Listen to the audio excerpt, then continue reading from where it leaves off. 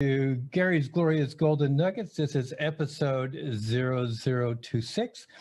So happy to have you here. Today, we have Angel Ribo. He's known as the CEO Confidant. This gentleman has an international clientele. He's also an international TV host when you think about all that he does. He's on several talk shows where he's actually interviewing people. This gentleman is a philanthropist. He has a great sense of social responsibility. He's been an entrepreneur for years and years, and now we have the opportunity to hear from Angel. So let me welcome you, Angel. Thank you. Thank you very much for having me, Gary. It's a pleasure. It's an honor. And obviously, thank you, everybody who's listening to us today. Yes. Thank you, folks. We really appreciate you being here. I'm going to start right off, Angel. Totally. What do you wish you had known before you became an entrepreneur? To take action faster than I did. Oh my God. You know, I was so confused. It's a great question. I still remember, I will never remember, obviously. I will never forget, excuse me, the first day as an entrepreneur, right? I mean, I was extremely blessed. I had a great jobs, and my company was kind enough even to put the severance package in place. And I had this outplacement company helping me in case I wanted to have another job. They already knew I wanted to become an entrepreneur. But hey, I mean, so much support and so many things, to be honest. Sometimes I think it was just counterproductive, you know, because I was always like, okay, so I have all those resources and then I have all these different options. I've done so many things and I have this route that I could go. I have this route that could provide this service, this other service. And yet, literally, I wish I had taken just one route and started like hitting hard in that direction. Definitely. That's definitely the thing that when I think back, I would have liked to know and change. And that's probably why I came out with this mantra, which is the main mantra for me and for my clients, which is taking perfect action now. Taking perfect action now. That's my main mantra. It's like, regardless of the path that you take, it's by taking it that you learn, you make mistakes, and you course correct, and you course correct, and you make mistakes and you course correct. Keep going, keep going, keep going. You know, all the things will show up while you do it. It's not that you have to be insane. It's not that you have to be blind. Obviously, you have to be listening and you have to be analyzing what's going on around you. But, you know, it's like, I remember having this conversation with the director for the accelerator of the Babson College in Boston, in the Boston area. Probably you know, guys, that Babson is the #1 consistently. They deliver the #1 entrepreneurial degree in the country, if not in the world, consistently. And she was telling me right now, and that was 5 years ago, right now, in order to make a startup disruptive, we only need $10,000, $15,000. 5 years ago, we needed $200,000, $300,000. That's why the better, faster you go to the market, the faster you will see what you have to do to provide a better service to your audience. So, oh my God, I wish I had known that in 2016. Thank you for asking, Gary. You know, I love that because I've always lived by the mantra myself that says, anything worth doing is worth doing poorly in the beginning. You know, just keep going on it. Absolutely. And you know, you and I probably believe that there's no really such thing as failure. There's success, but there's learning experiences along the way. And there's times when your goal is not met. So when you've had those moments where the outcome wasn't what you expected it to be, what was the greatest one of those in your opinion? And what did you learn from it? Actually, probably it was when out of the blue and through a personal connection, a company, an entertainment company from Spain came to me or called me and say, hey, we are the owners of such a TV network. We are in Spain. We're going to fly to Los Angeles in a couple of weeks. We would like you to be there because we would like to make you an offer. We would like you to help us develop their business. I had no idea, absolutely no idea about their entertainment business, nothing. But I said, I mean, they were friends of friends, and I had seen them, I think, once in Latin America, but they really didn't know much about their business. But anyway, there I go to Los Angeles, I meet with them, and they say, so that's what we would like to do. But you know what? We cannot pay you as much as the other clients are going to pay you. So I said, well, okay. So, you know, all right, let's see what is in here for me. And you know, when your gut feel is telling you, Angel, there's something here, you don't know what it is, but I think that you should consider this. And really, inside of me, this voice that came to me saying, You have to do this. You don't know anything, but let's keep moving forward. And I was already there. I had nothing else to do for a week. So I said, okay, I'll surrender to the unknown. Let me put it this way, Gary. And and then they go, well, Angel, you know what? Part of your responsibility, if you take this, if you accept our offer, it's going to be that you're going to be sitting on this chair just for a test, and you start interviewing people. I said, what? Yeah, you start interviewing people, and you know, but I don't know anything about these people, nothing. But don't worry, you know, we are here in this, you know, conference, and there's thousands of people. We'll bring you only like, I don't know, maybe 30, 40, 50 in the next 5-6 days. And we will probably not have time to tell you who they are, but it doesn't matter. You know, we'll sit them down here with you, and we know you're a smart guy. I mean, as much as I like challenges, Gary, you know, I mean, I don't know anything about what this person does, right? And I have no idea of the subject matter. I mean, I have, you know, like really in an uncomfortable place, but let's say, why not? Why not? Why not? Okay, so I started interviewing the first person ever. I will never forget the name of this guy. Very famous guy in the US. His name is Stephen Halpern. He was the first guy developing spiritual music in the country. Everybody knows this guy, right? He was kind enough to be extremely gentle with me. So, but you know what? I started like asking him questions, and I was just so concentrated, so focused on him, that I started asking one question after another. And the only thing I knew is that I didn't want to deceive the audience. So I tried just to make sure that what would the audience ask if they were me? What would they want to know? And you know, we came and going. And at the end of the conversation, Stephen, he might even remember this. This is funny. I am speaking about him today. He said, wow, you did a great interview. Thank you so much. I said, what? Oh, okay. Thank you. Thank you very much. Obviously, I would never say, you know, I never recognized to him, right? Like acknowledge that it was my first ever. And the number 5 or 6 was this celebrity from Hollywood, the Michelle Rodriguez, you know, the actress from, you know, the Fast and Furious saga of movies, and you name it. I mean, but guess what? All this, like, you know, discomfort for these many days eventually put me in a place where I said, oh my God, this is a skill that I'm developing that I didn't know that I had. I didn't know that by being previously spokesperson for large corporations of America in other places in the world had helped me. Oh my God, I am at the other side. I'm becoming the host instead of the guest. There is something here. There is some, you know, there is value. Why? Because I realized that I can make available to the normal citizen the greatness of my interviewee. And this is priceless. This is priceless. So this is probably one of the stories that I think that I wanted to share after your question, Gary. I will tell you, Angel, what I love the most is if the audience is sitting here and they haven't been pelted by your golden nuggets, they're not listening. I mean, it's just one after another. It's like a machine gun going off. Boom, boom, boom. Thank you. Thank you. I love it. So what advice would you give somebody who's saying, okay, I want to be an entrepreneur, but what do you suggest? What would you say to them? Yes, you know, I think that we live in a very important moment in history. Obviously, it's now March 2021. In the upcoming weeks or months, this will be, this interview will be published. So it's a very important moment in life, and it's not a coincidence that we are living this moment. Okay, so I would like to just make sure that you understand what this means. Okay, so the world is what it is, and we are here, all of us, to play a role, like it or not. Okay, we are playing a role in the new world that we are creating. Okay, so that's number one. Number two, I was blessed enough last year of delivering a couple of webinars to the local, business accelerator communities here in Dallas, Texas, and both were about the following subject, which is pivoting in times of crisis. Pivoting in times of crisis. And after doing those two webinars to the local entrepreneurs and startup CEOs communities, I would say one thing: we all have this incredible talent.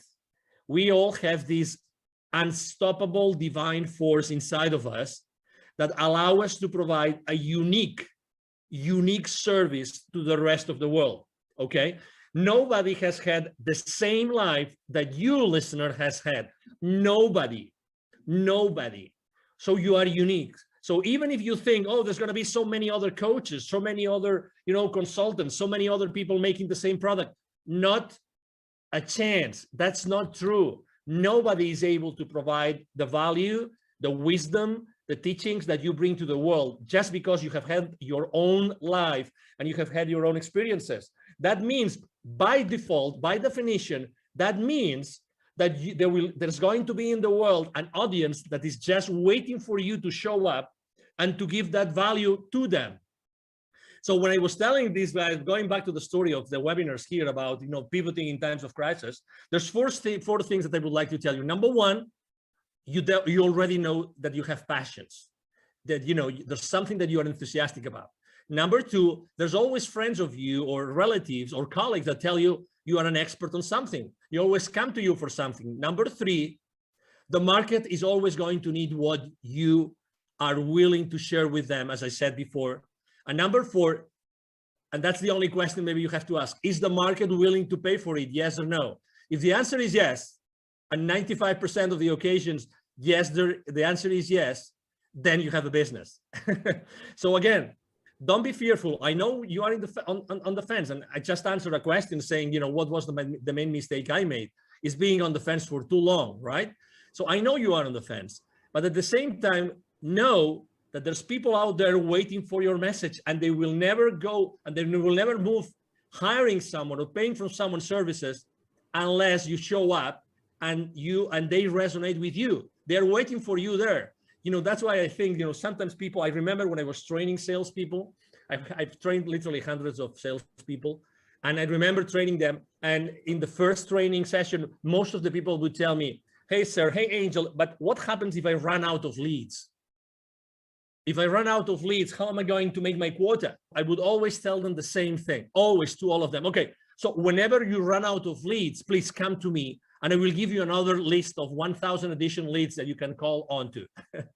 What I'm trying to say is that we have those limiting beliefs that we think that we are limited, we are in a box, and we are competing against the rest of the world, when everybody knows already that the wealth is in the follow-up, that nobody follows up. So there's always wealth for everybody. There's always, services that you can provide and people that will pay for you. It's collaboration that we have not been taught. That's why we are being taught all the time about competition, but the reality is that there's wealth for everybody. And if we learn to collaborate as opposed to compete, you will feel much more comfortable, and we will all make a nice living. All of us, no exception. I fully agree. And I thank you so much. Again, I hope you guys got another dump truck to fill up, because this guy is just going to give you golden nugget after golden nugget. So let's just talk about resources. Now, resources can be people, books, relations, etc. Can you just name three that have really influenced you in your entrepreneurial pursuits? Yes, I would say number one, when I was in corporate America and I was in charge of, let's say, business development for many different areas in the world, I was very lucky because regardless of my own sales team, I was always working in what is called like indirect sales models. Indirect sales models means that the companies I was working with, we were going to the market and selling through resellers, through partners, and this kind of, intermediaries, let's put it this way. That was a great blessing. Why? Because I became the most trusted advisor of all those companies. Guess what? The leaders of those companies and the different employees, they were pure entrepreneurs. They started their companies small, and they wanted to thrive, and they wanted to make a lot of money out of the margins that we were giving as the vendor, right? So that's the number one thing. Resources, people that I always was working with, and I was always working with partners. That's why I talk about collaboration all the time. So number one, resource, partnerships, collaborators, resellers, distributors, you name it. Look for something, someone, companies, people that can go to the market, help you go to the market. That's number one. Number two, speaking about books, I'm not going to be very, let's say, very conventional with my answer about books, because I would say that probably the books that have influenced me the most have been more spiritual books than business books. But had I not read this book, and I'm going to mention just one of them, I would have never done what I have done, and I would have never moved from Europe. And it's a book considered, it's a fiction book. It's about, it's a history, or excuse me, the story about a series of scrolls and revelations from the Amazonian, forest in Peru. The book is called The Celestine Prophecy by James Redfield. Had I not read that book, which was like, of course, I knew that already, but I would never say this aloud. This is, I would be embarrassed of sharing this with anybody, but I was reading the book and every single page was like, oh my God, yes. Oh my God, yes. I always had this feeling inside, but I never was able to formulate it properly. I was never able to say, oh yes, this is like this. Exactly. So, and why is this book so important? It was so important for me because that's the book that when I finished reading it, I said, I have to go from Europe. I am originally from Barcelona. I was living in the UK at that time. I said, I have to move from Europe to the Americas. I don't know why nor how. It doesn't matter. I'm going to go back to London and I'm going to ask my managers, my supervisors, hey, I would like you to relocate me to Latin America to work. I don't know why, I just want to go, right? And they told me, no, you're crazy. Why would you go from this, amazing job in this amazing country, making so much money, to a third world country? You are insane. But anyway, I took my chances and I did it, and I'm glad I did it. And that's the second resource, right? And the third resource, it was going to an event. And I go to a lot of events, but this event really changed me. And although I burned my feet and that event, and now I'm giving you a clue that what event I went, and and nobody burns their feet, only the ones who are not engaged. And I was one of them. Okay, I don't mind saying it and sharing it with the world. I went to a Tony Robbins event and I burned my BLOODY feet. Okay. So, but guess what? I think that was part of the experience, and obviously it was meant to happen, right? I remember there was so many, you're talking about nuggets. Tony Robbins, obviously, he's, as you know, he's been the coach for the most influential people in the planet. Okay. So what he knows, probably only a handful of people know in the planet. Okay. So he was just sharing so many ideas, and the idea for the first time, the idea of, if you want to be really wealthy, that's going to be proportionate to the number of people that you help. And I had never, it seems obvious, right? It seems evident, right? But I had never thought about this in that way, that it's all proportional. So start thinking about how can you do something, provide a service or a product that you are going to be able to scale afterwards, right? Because it's going to be the amount of people that you serve, what's going to define the rest of your, let's say, wealth life. Those three resources, collaboration with partners, this specific book, and going to this specific event, those were three amazing resources that they made Angel Rebo the CEO Confidant that I am today.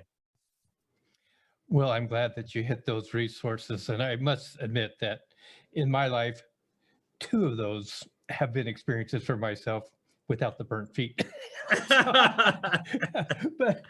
but let's just move on here. There's a lot of myths about being an entrepreneur. And because they're myths, I'm going to give you an opportunity to just pick one and just bust it right now for our listening audience. Any myth? Probably the first myth that I like to speak about a lot is the imposter syndrome. The imposter syndrome. We all as entrepreneurs at some point, generally in the beginning of our journey, we think that we're not worth it, that nobody's going to hire us, and that whatever we say that we did before, it's just BS, with all due respect to everybody, okay? Because we think that it wasn't enough. We think that nobody's going to hire us because before we had all this powerful machinery, of this large corporation or company, supporting us. And then we think that as soon as we start saying what we did before and try to capitalize and try to show it to the world, it's fake, because it's fake because it was in another setup and it was another system and we were working with another set of goals, but it's not true. It's not true. Again, we are, as I said before, we have treasured inside of us a series of experiences, knowledge, wisdom, which is not comparable with anybody else. And that goes the other way around too. So it means that, we really don't have, and you are not competing with anybody else. So when we have this syndrome that, we think that what we are saying, even though, deep inside of us, we know it's true, we still have this feeling, and we say it like with our, mouth, like semi-shut, you know what I mean? When I read the other day a great quote, I used it for my motivational quotes on social media. I write books to know what I know. I write books to know what I know. And I can tell you, one of the reasons why I accept so many invites from podcasters is because for me to be on a podcast and to be interviewed is such a blessing, because I really get to know what I know.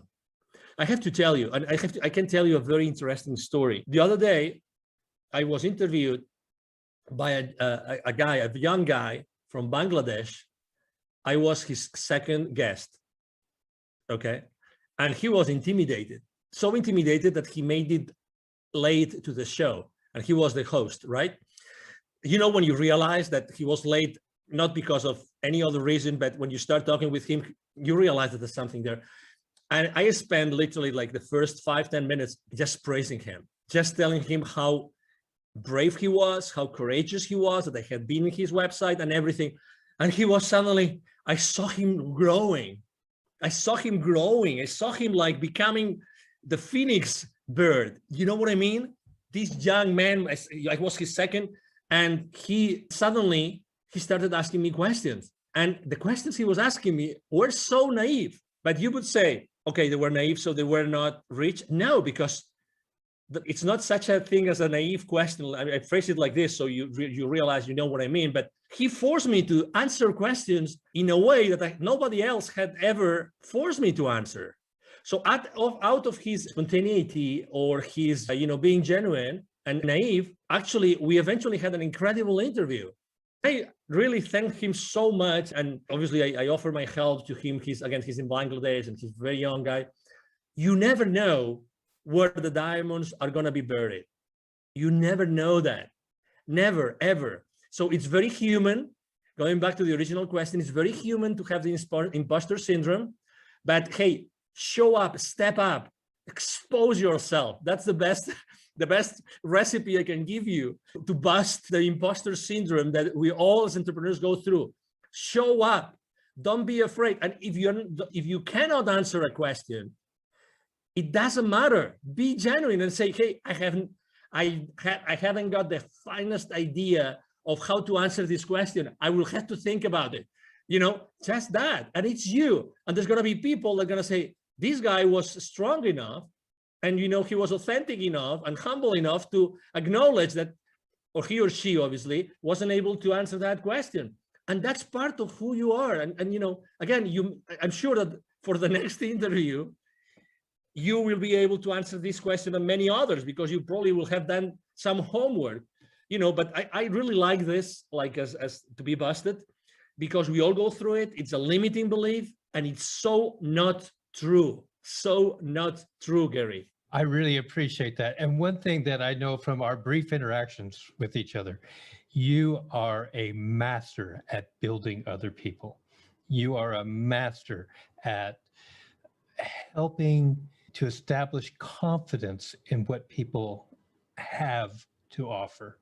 So I really appreciate that aspect of you from my point of view. Now, I'm going to change up a little bit, because I'm not going to ask the next question I normally ask. We talked about social responsibility. I'd like you to talk about your point on social responsibility as an entrepreneur. Yeah, there was a time in my life in which I said, if not me, who? And you will understand why. If not me, who? I had this question inside of me, if not me, who?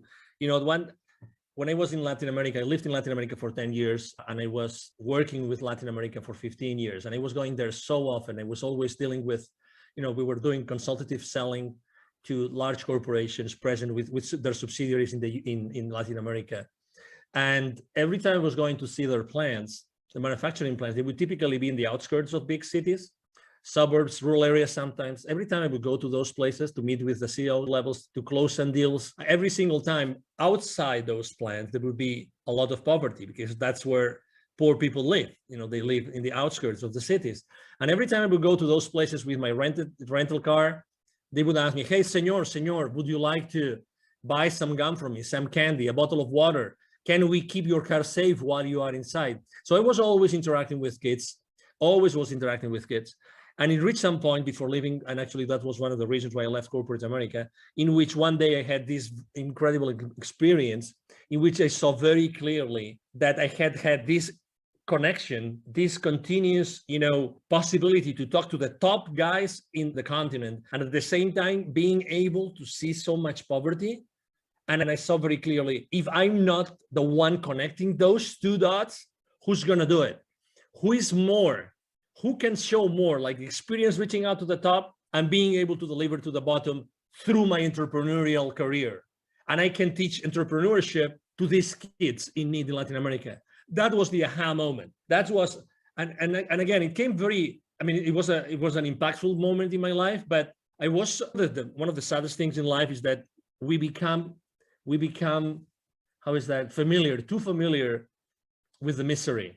We become too familiar with problems that we don't pay attention to. And the more they show up, the more insensitive we become. We become insensitive to people that are really in depth, in deep problems. And let me tell you an example. Just in Latin America, there's 170 million kids in 2012, according to UNICEF. 81 million kids live in poverty in Latin America. 81 millions. Okay, so the population of the US is 350 million roughly. 81 million kids in Latin America live in conditions of poverty. 22 million don't have drinking water at home. 22 million. And that was from 2012. I can't imagine now, after everything that's going on in the world, I can't imagine. So that's why in 2015, after I had this experience, we gathered a team. I'm the co-founder of Wisdom for Kids. And what we do is we help underprivileged kids in Latin America become entrepreneurs using the local resources. And you see, it's like, Gary, it's like for my entire life, I was preparing for this. Isn't it crazy? It's like I had learned all this entrepreneurial stuff and connecting to all these people and knowing how to reach out to them, blah, blah, blah. All this, like, there was a plan behind it. Someone had been working on that plan for me to be able eventually to do that. That's why I was asking myself, as I said in the beginning, if not me, who? Who's going to do this if it's not me? Who is more, prepared to do this? And I felt immediately, the responsibility in a good way, because going to Latin America and teaching kids entrepreneurship is just a blast. It's a big blessing, as you can imagine, Gary. I just am so overwhelmed with the things you've just talked about. Thank you. This is why I love doing what I do when I get to talk to people like this. How can people contact you? Thank you. So I'm very active on social media. I'm blessed with having a great team that helped me do that. Otherwise, I wouldn't be able to do it. I thank my team every single day. I am the most active network I am on social media outlet is LinkedIn, the professional network. You can message me there and you will see me there. Angel Ribo, Ribo spelled like R-I-B-O for the ones that don't see the video of this interview. My brand is the CEO Confidant. And I'm going to give you also my direct email address. Either my team or myself, we answer all the emails we receive every single day. It's very easy. The email address is extremely easy. Angel, as in heaven, A-N-G-E-L, @angelribo.com. My last name is Ribo, R-I-B as in boy, O. So my email address again is angel@angelribo.com. You can reach me there, and it will be a pleasure for me to interact with you and engage in a conversation. Ladies and gentlemen, we'll have all that information in the show notes. So if you're driving, continue driving. Don't try to pull over to the side of the road and try to write it all down now. So yeah, just go ahead. Now, Angel, I always give every guest 2 uninterrupted minutes. to right. say whatever's on their heart, whatever they want to say at this moment. So your 2 minutes start now. I believe that the last 12 months have been really probably the most challenging, months in our lives, right? Maybe the people that were when they were young, they were maybe in a war, maybe that those were the most challenging for them. But regardless, I think that those 12 months have taught us something which is extremely important for all of us, which is connection. Connection. I've been consistently posting for the last 12 months about building bridges. Why? Because I've seen in so many outlets, in so many instances, face-to-face or online, people disconnecting, unconnecting. We've never needed, as humanity, more connection than today. Never. You can, and you have the possibility of connecting people every single day with your wisdom, with who you are. Try to reconnect, try to rebuild the bridges. If you burned any bridge for the last 12 months, you have this divine force, which is, inside of you and nobody can take away from you. Use that force inside of you to rebuild those bridges. Really you can make a difference just with who you are today and with what you do every single day. Try to do that purposely. Try to have an intention every single time, every single morning that you wake up, when you wake up and when you go out and when you start talking with someone over Zoom. Try to build a connection. Try to create a connection. Make it an intention, because we all need it. This is happening really because of something. There's some reason behind, all the fear and all the challenges. And the reason why this is happening is that because we have to become more aware of what we really can do as humans. I see this every single day. Thank you, Gary, very much for allowing me to be here. You are right. When I work with someone, I really make sure that they understand their own potential. That's my main goal with everybody I work with. To make them understand their absolutely incredible potential. And, it's been a pleasure to be here with you today. And thank you for allowing me to maybe share some nuggets with you. And obviously, I feel so honored to be here, and anything I can do for you and for your audience, it will be a pleasure to do it, Gary. Thank you so much. Angel, God, I love you, man. You're great. Thank you. Likewise. Ladies and gentlemen, that is going to conclude this episode of Gary's Glorious Golden Nuggets. If you've enjoyed the show and you haven't subscribed yet, please do subscribe. If you would like to share this with somebody, please do. Help our audience to grow. Angel, you are a gold mine. Thank you so much. Thank you so much for your time. Absolutely.